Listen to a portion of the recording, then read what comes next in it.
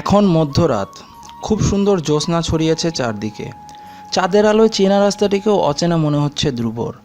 একা একাই সিগারেট ফুঁকতে ফুঁকতে হাঁটছে ও। হঠাৎ সামনে একটা মেয়ে চলে এলো। মেয়েটি আগে আগে হাঁটছে।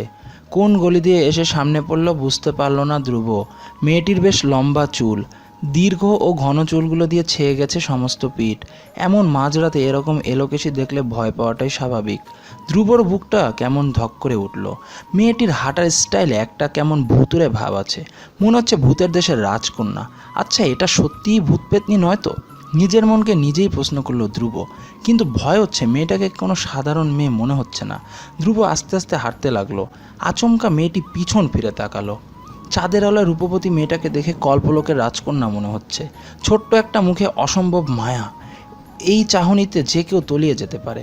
যতবার চোখের পলক ফেলছে ততবার বুকের ভেতরটা কেমন মোচড় দিয়ে উঠছে। প্রথম দেখাতেই প্রেমে পড়ে যাওয়ার মতো অবস্থা হলো ধ্রুবর। ধ্রুব তখন থমকে দাঁড়িয়ে রইল। মেয়েটি তখন দু পা এগিয়ে এসে জিজ্ঞাসা করলো, 29 নম্বর বাড়িটা কোন দিকে একটু বলবেন প্লিজ? এটা শুনে হঠাৎ চমকে উঠল ধ্রুব। 29 নম্বর বাসার খোঁজ করছে কেন? সেটা তো ধ্রুবদেরই বাসা। সেখানে গিয়ে কি করবে এই মেয়ে? ভূত নয় তো? আর যদি ভূত না হয়ে থাকে তাহলে সুখে মরেই যাবে ধ্রুব, কারণ এই মেয়েটিকে দেখেই যে মনে মনে মনে প্রেম জাগছে। তারপর ধ্রুব একটু এগিয়ে এসে বলল, জি, আমার সাথে আসুন। আপনার সাথে যাব কেন? কিসের মতলব আছে শুনি? সরি, মতলব থাকবে কেন? মাঝরাতে একটা সুন্দরী মেয়েকে দেখলে যে কোনো পুরুষের মাথায় মতলব চাপবে। হুঁ, তাহলে নিজেই খুঁজে নিন যান। ভালো করতে চাইলে নাকি মতলব চাপে মাথায়? আজও। মেয়েটি তখন হেসে বলল, রেগে যাচ্ছেন কেন? আপনাকে কষ্ট করে যেতে হবে না। কোন দিকে বাড়িটা একটু বলে দিন, আমি একাই যেতে পারবো। আমার সাথে যেতে কি খুব ভয় হবে আপনার? না মানে অচেনা একজন লোকের সাথে। ও আচ্ছা, এত রাতে একা একটা মেয়ে হাঁটছেন, তার বেলায় ভয় করে না, আর আমার সাথে গেলে ভয় করবে? তাও ঠিক। আচ্ছা বলুন। বাহ, একটা বাক্যেই আপনার ভয় উধাও হয়ে গেল। বলেই হো হো করে হাসলো ধ্রুব। ধ্রুবর হাসি দেখে আবারও ভয় পেয়ে গেল মীরা। মুখটা তখন কাচুমাচু করে বলল, এমন কেন বলছেন? আমার অসাধ্য দেখে মজা লাগছে, তাই না? ধ্রুব তখন মাথা ঝাঁকিয়ে বলল, 29 নাম্বার বাড়িতে কেন যাচ্ছেন? কে আছে সেখানে? আমার আত্মীয়। ও আচ্ছা, কে আপনার আত্মীয়? আই মিন কার কাছে যাচ্ছেন? সেটা আপনাকে কেন বলবো? আপনাকে বলার কোনো প্রশ্নই আসে না। আরে বাবা, বলেই দেখুন না, বড্ড জানতে ইচ্ছে করছে। কে আপনার আত্মীয়? মীরার মাথায় তখন দুষ্টুমি খেলে গেল। তখন সে দুষ্টুমি করে বলল, ওই বাড়ির ছেলেটা আমার বয়ফ্রেন্ড, আরমান সাহেবের ছেলে। আমি বাসা ছেড়ে একেবারেই তার কাছে চলে এসেছি। এবার হয়েছে। এটা শুনে মুহূর্তে লাফিয়ে উঠল ধ্রুব। মানে কি? আরমান সাহেবের ছেলে তো সে নিজেই। কিন্তু ইহজন্মে এই মেয়েকে কখনো দেখছে কিনা মনে করতে পারছে না সে।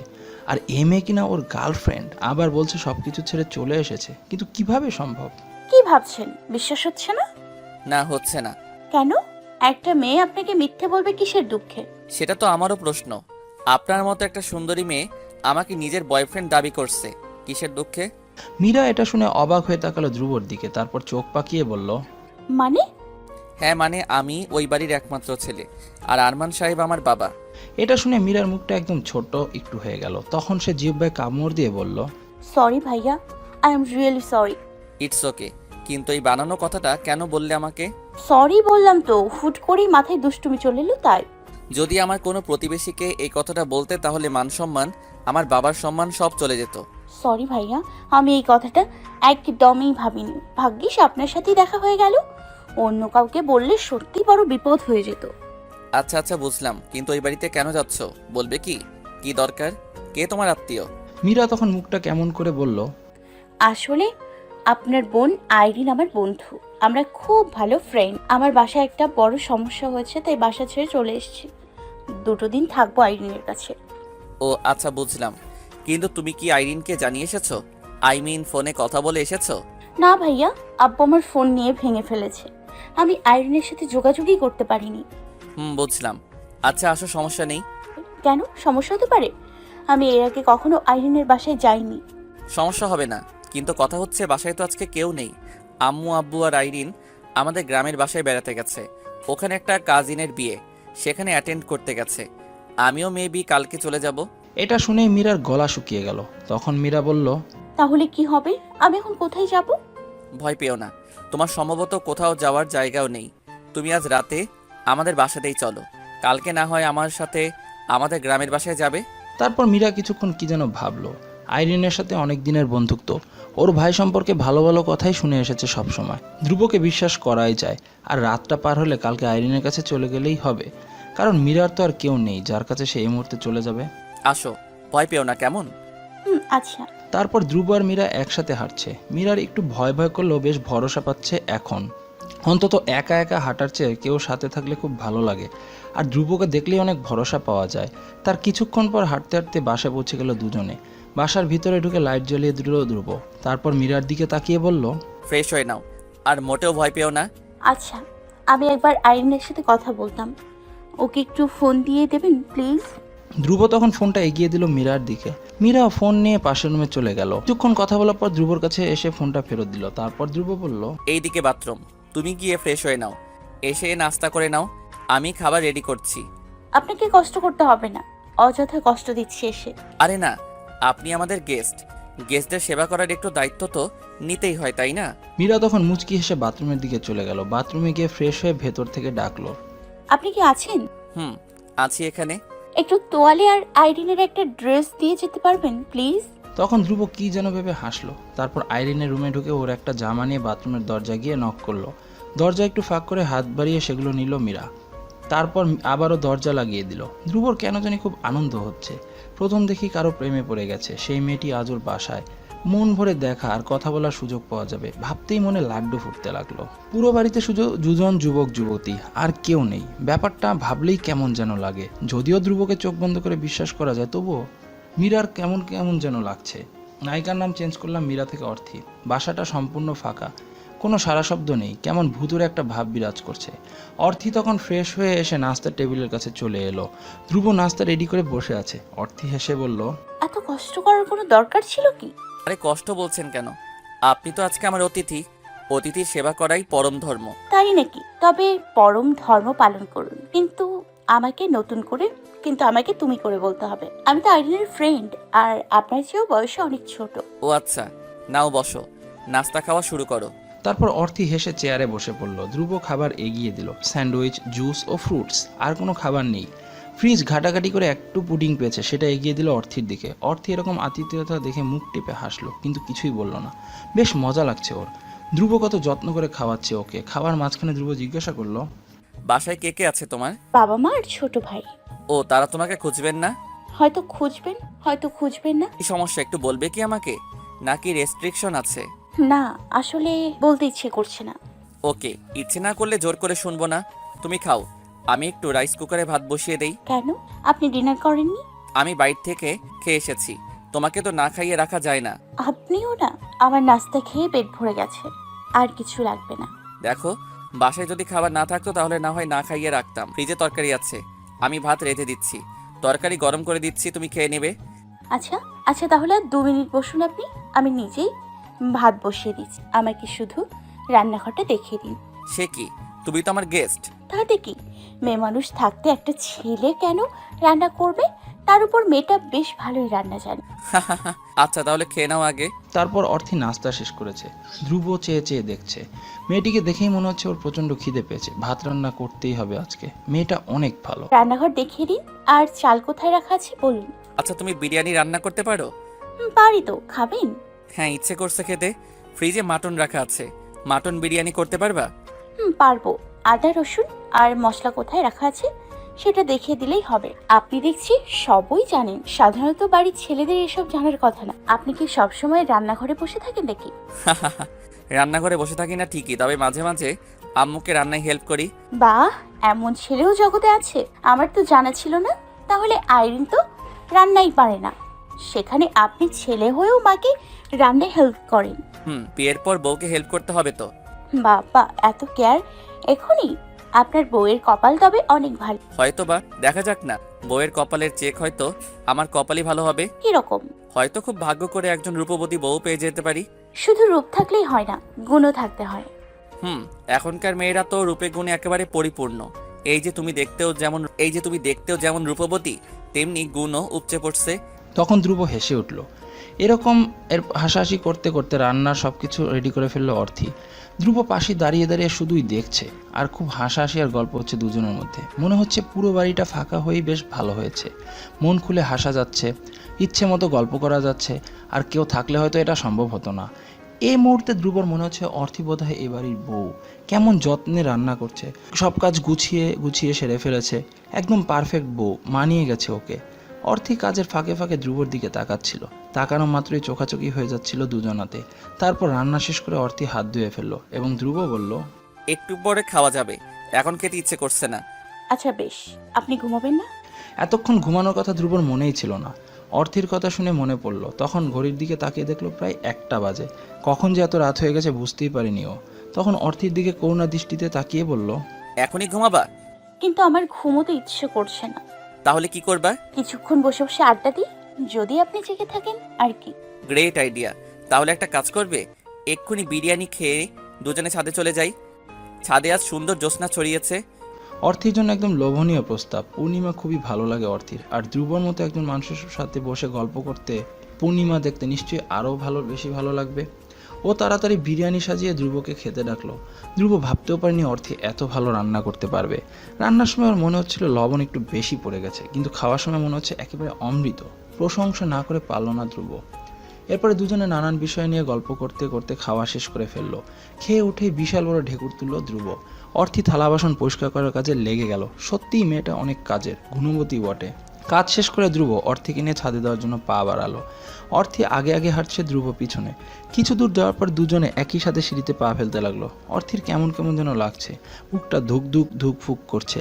ধ্রুবরও ভিতরে টিপ টিপ আওয়াজ হচ্ছে, কোথাও কোনো সারা শব্দ নেই। একদম নিস্তব্ধ সিঁড়ি দিয়ে পা ফেলছে দুজনে। ছাদে উঠে চারদিকে তাকালো অর্থি। সুন্দর জ্যোৎস্না ছড়িয়েছে চারদিকে। অর্থির মনের সমস্ত মেঘ কেটে গেছে। চাঁদের আলোয় চেনা শহরটাকেও অচেনা লাগছে, কি অপরূপ সুন্দর। আর ধ্রুব অবাক হয়ে অর্থিকে দেখছে। চাঁদের আলোয় মেয়েটিকে আরও বেশি রূপবতী মনে হচ্ছে। রূপ যেন চুইয়ে চুইয়ে পড়ছে। আলতো করে ছুঁয়ে দিতে ইচ্ছে করছে মেয়েটাকে। ধ্রুবকে এভাবে তাকিয়ে থাকতে দেখে অর্থি বলল, আজ খুব সুন্দর জ্যোৎস্না ছড়িয়েছে, তাই না? কেমন লাগছে তোমার? খুব আনন্দ হচ্ছে। আর কি মনে হচ্ছে জানেন? না তো, কি মনে হচ্ছে? মনে হচ্ছে পুরো বাড়িতে আর কেউ না থেকেই খুব ভালো হয়েছে। কেউ থাকলে এত আনন্দ হতো না। আমারও তাই মনে হচ্ছে। তাহলে হাসলেন কেন? যেন আমি কোনো ফালতু কথা বলেছি। ফালতু কথা শুনলে কেউ হাসে না। তাহলে হাসলেন কেন? আজব তো, ঝগড়া লাগাচ্ছ কেন? আপনি হাসবেন কেন? আমি তোমার মতো পেতনির কথায় হাসাই উচিত নয় কি? কি আমি পেতনি আর আপনি কি? হ্যাঁ, আমি পেতনির পাহারাদার। এবার অর্থি হেসে উঠল। অর্থির হাসিতে মুগ্ধ হয়ে দেখতে লাগলো ধ্রুব। চাঁদের আলোয় দাঁড়িয়ে দুজনে মন খুলে হাসছে। অর্থির সৌন্দর্য তখন যেন আরো বেড়েই যাচ্ছে। ধ্রুবর ইচ্ছা করছে ওর গালটা একটু ছুঁয়ে দিতে। চাঁদের আলোয় চিকচিক করছে গালটা। তখন আচমকা এগিয়ে এসে সত্যি সত্যি অর্থির গালটা ছুঁয়ে দিয়েছে ধ্রুব। ধ্রুবর হাতে স্পর্শ পেয়ে চোখ বন্ধ করে ফেললো অর্থি। কেমন যেন ধুকফুকানি হচ্ছে ভিতরে, অর্থির গা কাঁপছে। ধ্রুবও তখন বিদ্যুৎ শক খাওয়ার মতো চমকে উঠে একটু সরে দাঁড়ালো। হঠাৎ করে অর্থিকে ছুঁয়ে দেখবে এটা স্বপ্নেও ভাবেনি ধ্রুব। কি জানি মেয়েটা কি ভাবছে। তারপর ভয়ে ভয়ে অর্থির মুখের দিকে তাকালো ধ্রুব। এরপর হঠাৎই ওর গালে স্পর্শ করবে এটা ভাবতেও পারেনি অর্থি। ওর পুরো শরীর কাঁপছে, চোখই মিলাতে পারছে না। ধ্রুব তখন দ্রুত নিজেকে সামলে বলল, অর্থি। Sorry worthy. কিন্তু অর্থি কিছু বলল না।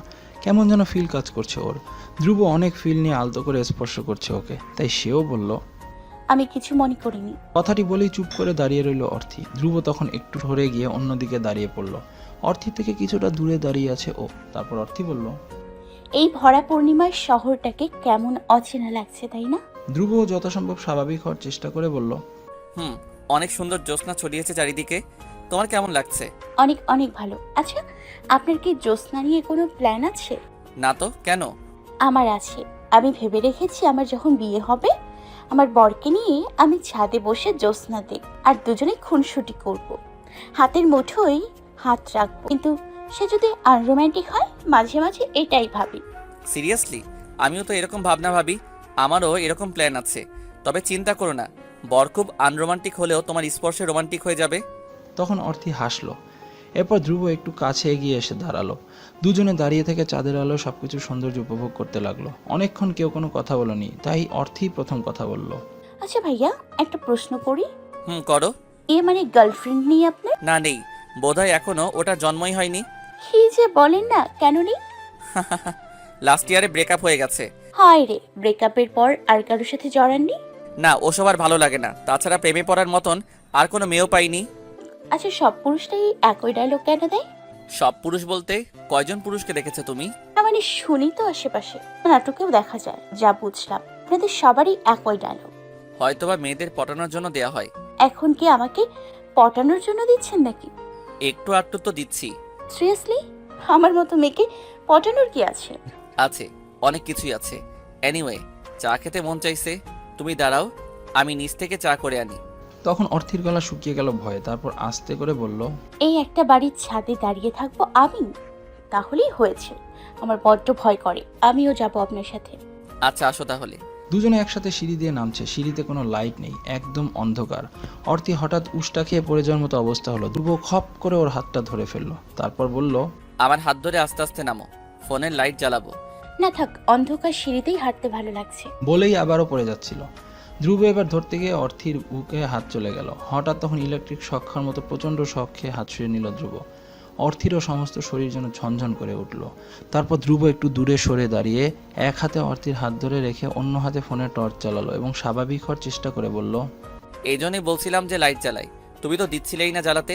দেখো, সাবধানে দেখে দেখে হাঁটো। কিন্তু স্বাভাবিক হওয়ার যত চেষ্টাই করুক, মাথার মধ্যে একটু আগে ঘটে যাওয়া ঘটনাটা ঘুরপাক খাচ্ছে। এ জীবনে কখনো কোনো মেয়ের শরীরে স্পর্শ করেনি ধ্রুব। কেমন যেন আবেগ খেলা করছে মাথায়, আর অন্যরকম ফিল হচ্ছে। আর অর্থি একদম জড়সড় হয়ে আস্তে আস্তে নামছে। এখনও ধ্রুব এক হাতে ধরে রেখেছে ওকে। কেমন কেমন যেন লাগছে ওর, কিন্তু ঘটনাটা আকস্মিকভাবে ঘটে গেছে, ধ্রুবকেও দোষ দেওয়া যায় না। কিন্তু যে অন্যরকম ফিল্ডুকো কাজ করছে সেটা ভেবেই বুকের ধুকফুকুনিটা যেন বেড়েই যাচ্ছে অর্থির। ও ভাবছে ধীরে ধীরে ধ্রুব প্রেমে পড়ে যাচ্ছে না তো। সিঁড়ি দিয়ে নেমে এসে রান্নাঘরে চলে গেল দুজনে। অর্থি বেশ চুপচাপ, একটা কথাও বলছে না।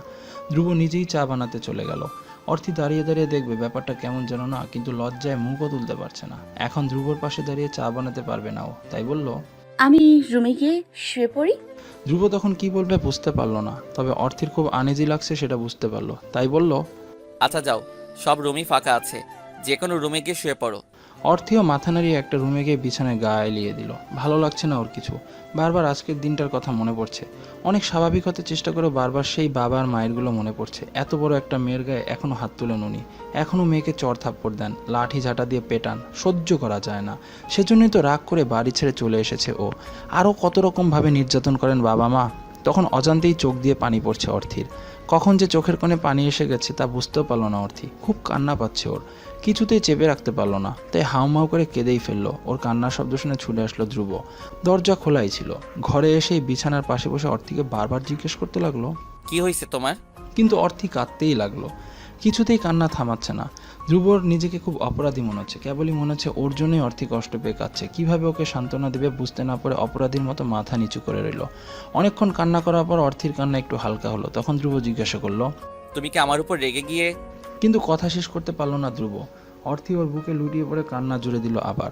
এই মুহূর্তে ধ্রুব কী বলবে বুঝতে পারছে না। অর্থির কান্নাও সহ্য হচ্ছে না ওর। যদি ওর উপর রাগ থাকতো তাহলে ওর বুকে মাথা রেখে কাঁদতো না। নিশ্চয়ই অন্য কোথাও কষ্ট আছে ওর। তাই ধ্রুব জিজ্ঞাসা করলো, কি হয়েছে অর্থি, আমাকে বলো। আমার বাসার সৎমা আমাকে একদমই দেখতে পারে না। বাসার সব কাজ আমি করি, তবুও আমাকে বকা দেয় আর খুব টর্চার করে। আজকেও আমার বাবার হাতে মার খাইয়ে নিয়েছে। এত বড় মেয়ের গায়ে হাত তোলে? খুব মারে আমাকে। বলেই অর্থি আরো জোরে জাপটে ধরল ধ্রুবকে। মনের সমস্ত কষ্ট হালকা করে নিচ্ছে কেঁদে কেঁদে। তখন ধ্রুব বলল, কেঁদো না অর্থি, তুমি এজন্যই বাসা থেকে চলে এসেছো? হ্যাঁ, কোথায় যাবা এখন? আমি জানি না কোথায় যাব, আমার যাওয়ার কোনো জায়গা নেই, সেজন্যই আজকে এখানে চলে এখন কোথাও একটা চলে যাব। তখন হঠাৎই অর্থির প্রতি অন্যরকম একটা মায়া কাজ করছে ধ্রুবর। মেয়েটার অনেক কষ্ট, এখন কোথায় যাবে তাও জানে না। ওর একটা কিছু ব্যবস্থা করে দিতে হবে, এভাবে কষ্ট দেওয়া যাবে না। খুব লক্ষ্মী একটা মেয়ে। আমার মা আমাকে খুব বাজেভাবে অপমান করে তাড়িয়ে দিয়েছে আমাকে। আমি বাসা থেকে চলে আসতাম না। সে কি, কি বলো এসব? খুব বাজে কথা বলেছে, আমি সহ্য করতে না পেরে চলে এসেছি। কি করবো আর, আমাকে সে একদমই সহ্য করতে পারে না। অর্থির চোখের জলে বুক ভিজে যাচ্ছে ধ্রুবর, তবুও ভালো লাগছে ওর। মেয়েটা যে ওকে ধরে কাঁদছে সেটা ভেবেই ভালো লাগছে। একটা ভরসায় বুক ওর খুবই দরকার। প্রত্যেকটা মেয়েরই একটা ভরসার বুক খোঁজে। ইস, যদি ধ্রুব হতে পারতো। তখন ধ্রুব বলল, কাঁদে না, ওঠো তো, হাত মুখ ধুয়ে এসো, চা খাও। ধ্রুবর কথা শুনে একটু শক্ত হলো অর্থি। উঠে হাত মুখ ধোয়ার জন্য পা বাড়ালো, কিন্তু টাল সামলাতে না পেরে পড়ে যাচ্ছিল। আর সাথে সাথেই ধ্রুব হুট করেই ধরে ফেললো ওকে। আচ্ছা, ছেলেরা বেশি ছলনাময়ী নাকি মেয়েরা? প্রশ্নটা শুনেই চমকালো অর্থি। ধ্রুবর সাথে অনেক গল্প হয়েছে ওর, কিন্তু এরকম প্রসঙ্গ নিয়ে তো কখনো কথাই হয়নি। ও তখন জিজ্ঞাসা দৃষ্টিতে তাকিয়ে প্রশ্ন করলো, কেন বলুন তো? এক ফ্রেন্ড কল দিয়ে বলল তার গার্লফ্রেন্ড তাকে ছেঁকা দিয়েছে, এজন্য মনে প্রশ্ন জাগলো। অর্থি এতক্ষণ বাথরুমে হাত মুখ ধুচ্ছিল আর ধ্রুব ফোনে কথা বলছিল। বাইরে আসতেই এই প্রশ্নটা করে বসলো ও। তারপর অর্থি বলল, আমার মনে হয় মেয়েরা বেশি ছলনাময়ী। তারা অনেক রকমের ছলচাতুরি জানে, কিন্তু বাস্তবিক পক্ষে একটা ছেলে একটা মেয়েকে বেশি ঠকায়। তা ঠিক বলেছ। আমি বাবা এজন্য প্রেম করতে ভয় পাই, কখনো ঠকতে চাই না আর ঠকাতেও চাই না। সে কি, আপনার গার্লফ্রেন্ড নেই? না নেই, গার্লফ্রেন্ড ভয় পাই বললাম না। আজকালকার দিনেও এমন মানুষ আছে যে গার্লফ্রেন্ডকে ভয় পায়? পাই, কারণ আজকালকার দিনেও একটু হলেও ভালোবাসা আছে। বা ভালোবাসায় বিশ্বাস করেন আপনি? একটু আটটু তো করি। এই নাও তোমার চা। থ্যাঙ্কস। চা নিয়ে চুমুক দিতে দিতে গল্পে মেতে উঠল দুজনে। অর্থির এখন বেশ হালকা লাগছে। ধ্রুবর আন্তরিকতা বিমোহিত করছে ওকে। ছেলেটা অনেক ভালো। তখন ধ্রুব জিজ্ঞাসা করলো, মন ভালো হয়েছে? কিছুটা। থ্যাঙ্কস আপনাকে। ধ্রুবর চেহারায় একটা উজ্জ্বলতা আছে, দেখলেই বিশুদ্ধ বিশুদ্ধ মনে হয়। অর্থি ভাবছে ধ্রুবকে এত স্নিগ্ধ দেখায় কেন। ওর ভাবনায় ব্যাঘাত ঘটলো ধ্রুবর ডাকে। ধ্রুব ওকে বলল, চলো ছাদে যাই। জেগে আছি অথচ পূর্ণিমা দেখছি না, ব্যাপারটা কেমন যেন। আচ্ছা চলুন। এরপর দুজনে আবারও ছাদে যাওয়ার জন্য পা বাড়ালো। সিঁড়িতে ওঠার সময় তখনকার ঘটে যাওয়া ঘটনাটা মনে পড়ে গেল দুজনেরই। ধ্রুবর বুক কাঁপছে ও ফোনের লাইট জ্বালিয়ে দুজনে একসাথেই ছাদে উঠতে লাগলো সিঁড়ি বেয়ে। ছাদে এসে মুক্ত বাতাসে দুহাত মিলে দাঁড়ালো অর্থি। হাওয়ায় উড়ে যেতে ইচ্ছে করছে। খুব সুন্দর বাতাস বইছে ছাদে। মনটা উড়ু উড়ু করছে। পাশে ধ্রুবর মতন একজন সুদর্শন যুবক, ভাবতেই ভালো লাগে মনে। অর্থের ইচ্ছা করছে শাড়ি পরতে। শাড়ি পরে এখানে এসে দুজন মানুষ হাতে হাত রেখে গল্প করবে, কত সুন্দর হবে। শাড়ির সাথে জ্যোৎস্নার একটা সম্পর্ক আছে বোধহয়। অর্থি যখন আপন মনে এসব ভাবছিল ঠিক তখন ধ্রুব ওকে বলল, অর্থি তোমার শাড়ি কেমন লাগে? অর্থি ভাবলো অদ্ভুত ব্যাপার তো, ধ্রুব কি মনের কথা পড়তে পারে নাকি? সে কিভাবে জানে অর্থি এখন এটাই ভাবছে? ওদিকে ধ্রুব বলল, শাড়ি ভালো লাগে তোমার? অর্থি অবাক হয়েই আছে, তারপরেও বলল, লাগে কেন? আমারও খুব ভালো লাগে। মেয়েরা শাড়ি পরলে তাদের সত্যিকার সুন্দর দেখায়। আমি যদি তোমাকে এখন শাড়ি পরতে বলি, তুমি কি পরবে? অর্থির বিস্ময়ের ঘোর কাটছে না। ও হেসে বলল, পরবো, কিন্তু শাড়ি কোথায় পাবো? মায়ের অনেক শাড়ি আছে, আসো নিচে। আমি যে শাড়ি পরতে পারি না। সমস্যা নেই, এখন ইউটিউবে সব পাওয়া যায়। ইউটিউবে ভিডিও দেখে দেখে শাড়ি পরে নিবা, পরবা? অর্থির আনন্দ যেন আর ধরেই না। এতক্ষণ নিজেই শাড়ি পরার কথা চিন্তা করছিল, কোনো বাধা ছাড়াই রাজি হয়ে গেল ও। তারপরে নিচে এসে আলমারি থেকে শাড়ি বের করলো ধ্রুব। অনেকগুলো শাড়ি আছে মায়ের, খুবই সুন্দর দেখতে। অর্থি বারবার দেখছে সবগুলো শাড়ি উল্টে পাল্টে, কোনটা ছেড়ে কোনটা পরবে বুঝতে পারছে না। তখন ধ্রুব বলল, কোনটা নিবে? আপনি বলুন কোনটা পরি, আমাকে কোনটায় মানাবে? তোমাকে সব শাড়ি মানাবে, যে কোনো একটা নাও। বুঝতে পারছি না কোনটা নেব, আপনি বলুন। তারপর ধ্রুব একটা কালো শাড়ি বের করে অর্থির হাতে দিল। শাড়ি হাতে নিয়ে অর্থি বলল, ব্লাউজ ছাড়া কিভাবে শাড়ি পরবো? ওহ, এবার কি হবে? আম্মুর ব্লাউজ তো তোমার গায়ে হবে না। শাড়ি পরবো কিভাবে তাহলে? আরে আইরিমের তো ব্লাউজ আছে মনে হয়, তুমি আসো দেখি ওর ঘরে পাওয়া যায় কিনা। বলেই ধ্রুব ওকে আইরিনের ঘরে নিয়ে আসলো। অর্থি সব কাপড় চোপড় খুঁজে কোনো ব্লাউজ পেল না। ধ্রুব তখন আইরিনকে কল দিয়ে জিজ্ঞাসা করলো, তোর কি ব্লাউজ আছে? হ্যাঁ ভাইয়া আছে। কেন বলতো? দরকার আছে। বাসায় কোনো ব্লাউজ দেখে গেছিস নাকি নিয়ে গেছিস? রেখে এসেছি একটা ব্লাউজ। কিন্তু কেন, ব্যাপার কি ভাইয়া? বাসায় কি কাউকে নিয়ে এসেছে? তোর বান্ধবী শাড়ি পরবে। ভাইয়া ব্যাপার কি? আমার বান্ধবীর সাথে কি চলে? কিছু হচ্ছে নাকি? একটু একটু লাইন মারছি। এবার বল কই আছে। তারপর আইরিন ওকে বলে দিল কোথায় ব্লাউজ রাখা আছে। ধ্রুব সেখান থেকে বের করে অর্থিকে পরে নিতে বললো। তারপর ইউটিউবে ভিডিও চালু করে দিয়ে ধ্রুব ঘর থেকে বেরিয়ে গেল। অর্থি অনেকক্ষণ চেষ্টা করেও শাড়ি পরতে পারলো না, একা একা হচ্ছে না। এক হাত আঁচল বুকে জড়িয়ে দরজা খুলে ধ্রুবকে ডাকলো। ধ্রুবকে হেল্প করতে বললে থতমত খেয়ে গেল ধ্রুব। ও এসে শাড়ি পরানোর চেষ্টা করতে লাগলো। কুচিগুলো করে অর্থির হাতে দিতে গিয়ে অর্থির নাভির দিকে চোখ চলে গেল ওর। ভয়ানক জিনিস দেখে ফেলেছে।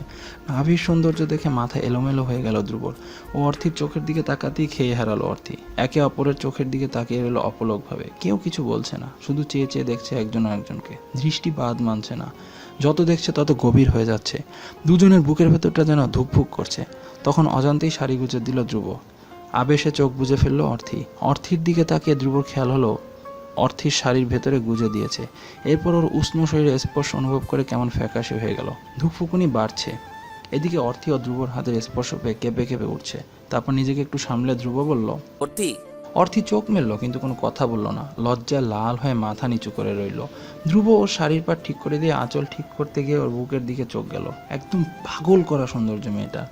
তার উপরে এরকম পূর্ণিমা রাতে একলা বাড়িতে এসে ক্রমে মাথা খারাপ করে দিচ্ছে ধ্রুব।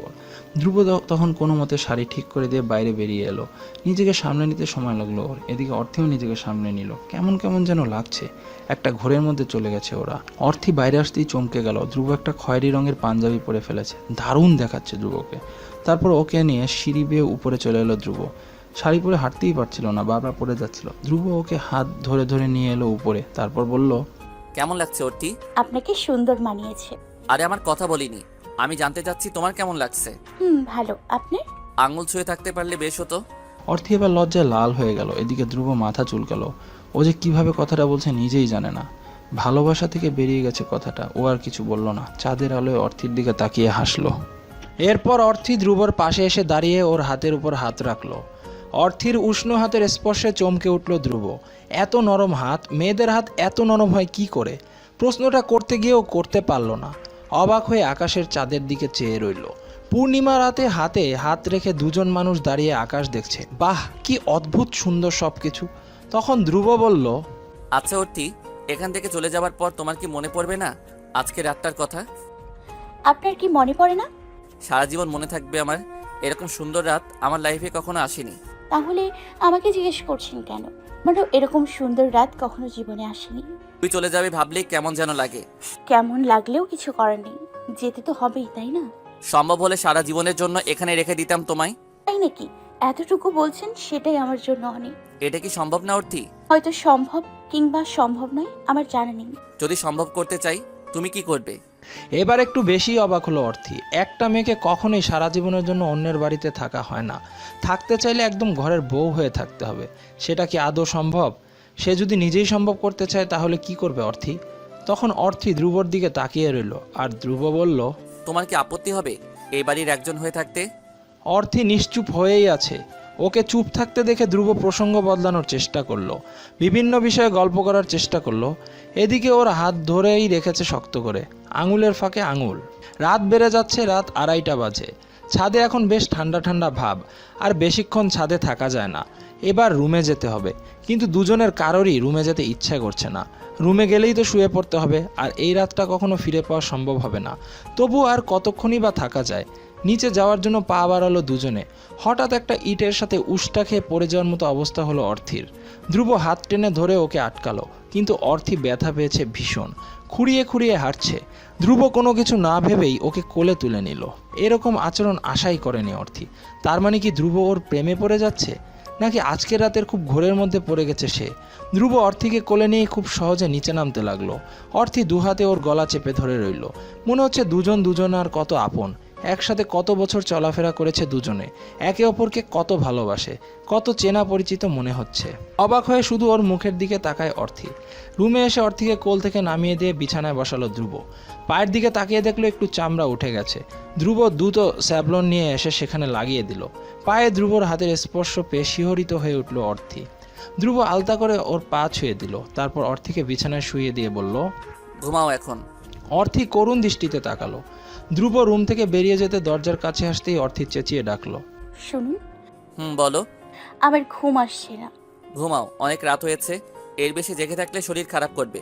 মাঝে মাঝে তো সারা রাত জেগে থাকা হয়, 2-1টা দিন একটু জেগে থাকলে কী বা হবে? তাহলে জেগে থাকো, ঘুম এসে যাবে। আপনি আমি রুমে গিয়ে শুয়ে পড়ি, কোনো দরকার হলে ডাক দিও। সত্যি যাবেন? হ্যাঁ। ঘুমাবেন এখনই? হ্যাঁ, কেন? এখানে থাকুন না। আমার একা একা জেগে থাকতে মোটেও ভালো লাগবে না। সারা রাত বসে গল্প করতে কি আপনার কষ্ট হবে? ধ্রুব অবাক হয়ে গেল অর্থির কথায়। কষ্ট হওয়ার কোনো প্রশ্নই আসে না, বরং ওর পাশে থাকতে পারলে ওর ভালোই লাগবে। ধ্রুব তখন এসে অর্থির বিছানার পাশে বসলো। অর্থি শুয়েই রইল। ধ্রুব একবার ওর দিকে তাকিয়ে কেমন যেন ফ্যাকাশে হয়ে গেল। অর্থিকে শাড়ি পরে দারুণ সুন্দরী দেখাচ্ছে। এত সুন্দর একটা মেয়ে হয় কিভাবে? ওর ঘন কালো লম্বা চুল দেখে আরও পাগল হয়ে যেতে ইচ্ছা করে। এত সুন্দর দেখতে মেয়েটা। তাই বেশিক্ষণ তাকিয়ে থাকতে পারল না। অন্যদিকে তাকালো ধ্রুব।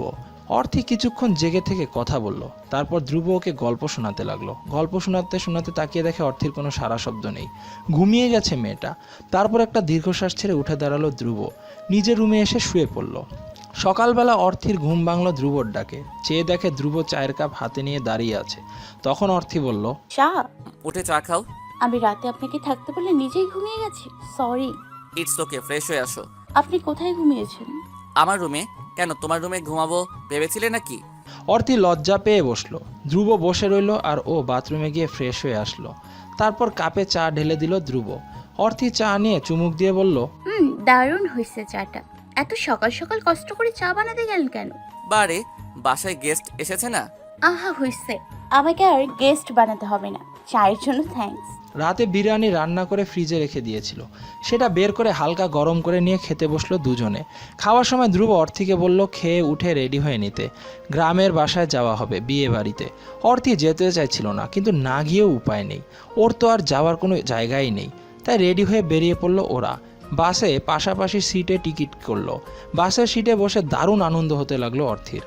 এখন সুন্দর একটা জার্নি হবে, তার উপর পাশে একজন হ্যান্ডসাম বয়। বাস ছেড়ে দিলে একটা ইয়ারফোন কান ছেড়ে দিয়ে দুজনে শেয়ার করে গান শুনতে লাগলো। ধ্রুবর মনটা খুশি খুশি লাগছে। ধ্রুবর একটা হাত অর্থির পেটের এক সাইডে লাগছে বারবার, আর অর্থি কেঁপে কেঁপে উঠছে, কিন্তু খুব ভালো লাগছে অর্থির। ওর বাহুটা যেন এভাবেই থাকে ওখানে, এমন মনে হচ্ছে ওর। জার্নিটা বেশ উপভোগ্যকর হয়ে উঠেছে। তখন অর্থি বলল, রাতের ব্যাপারটার জন্য সরি। কোন ব্যাপারটা? এই যে আমি আপনাকে জেগে থাকতে বলে ঘুমিয়ে গেলাম। আরে ব্যাপার না, এটা নিয়ে আর কোনো কথা নয়, ওকে? আপনাকে কষ্ট দিচ্ছি তাই না? ধুর বোকামে, কষ্ট হবে কেন? আমার তো ভালোই লাগছে তুমি এসছো। বাই দ্য ওয়ে, তুমি কিন্তু কথার উত্তরটা এখনো দাওনি। কোন কথা? এই যে, যদি থেকে যেতে বলি। জানি না, আর দুটো দিন যাক, দেখি কি হয়। ওকে, সময় বলে দিবে সবকিছু। জানালা দিয়ে বাতাস আসছে ভালোই। ধ্রুব খেয়াল করে দেখলো অর্থি ঘুমে ঢুলছে। ও বলল, ঘুম পেলে ঘুমাও অর্থি। ঘুম পাচ্ছে না। বলতে বলতে ঘুমিয়েও গেল মেয়েটা। ঘুমে মাথাটা ঢলে পড়ে যাচ্ছিল। ধ্রুব ওর মাথাটা নিয়ে নিজের কাঁধে রাখলো। কাঁধের উপর মাথা রেখে মেয়েটা ঘুমাচ্ছে। এত ঘুম কোথা থেকে আসে?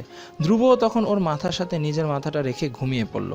ঘুম ভেঙে গেলে অর্থি টের পেল ও ধ্রুবর বুকে মাথা রেখে ঘুমোচ্ছে। ধ্রুবর বুকের ধুকফোকানি শুনতে পাচ্ছে ও, কিন্তু একটুও নড়াচড়া করলো না। এভাবে থাকতে বেশ আরাম লাগছে ওর। উষ্ণ বুকে মাথা রেখে একটা উষ্ণ শরীর স্পর্শ, উফ দারুণ।